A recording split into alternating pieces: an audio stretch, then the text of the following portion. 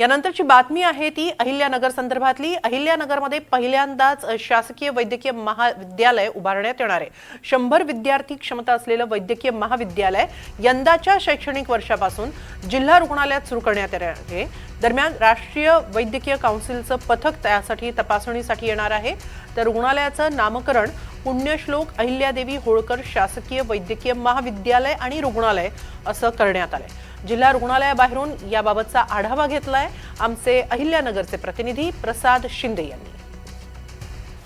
अहिल्यानगरच्या जिल्हा रुग्णालयाचं नामकरण झालं असून पुण्यश्लोक अहिल्यादेवी होळकर असं या जिल्हा रुग्णालयाचं नामकरण झाल्याचं पाहायला मिळत आहे। एकंदरीतच मागील वर्षी 6 मे 2025 रोजी अहिल्यादेवीचे जन्मस्थळ चौंडी या ठिकाणी झालेल्या राज्य मंत्रिमंडळाच्या बैठकीमध्ये कॉलेजची घोषणा मुख्यमंत्री देवेंद्र फडणवीस यांनी केली होती।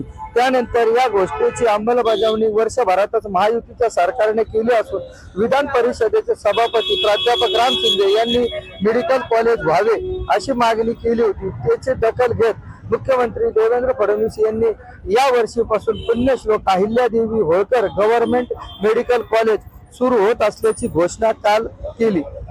अहिल्यानगरच्या जिल्हा रुग्णालयामध्ये 100 विद्यार्थ्यांची संख्या आणि 430 बेडची क्षमता असलेले कॉलेज आणि रुग्णालय सुरू होत असून या कॉलेजची प्रवेश प्रक्रिया 2026 पासून सुरू होणार आहे। एकंदरीतच जिल्हा रुग्णालयाला पुण्यश्लोक अहिल्यादेवी होळकर यांचं नाव दिल्याने संपूर्ण अहिल्यानगर जिल्ह्यामध्ये आनंदाचं वातावरण पाहायला मिळत आहे। प्रसाद शिंदे, NDTV मराठी, अहिल्यानगर।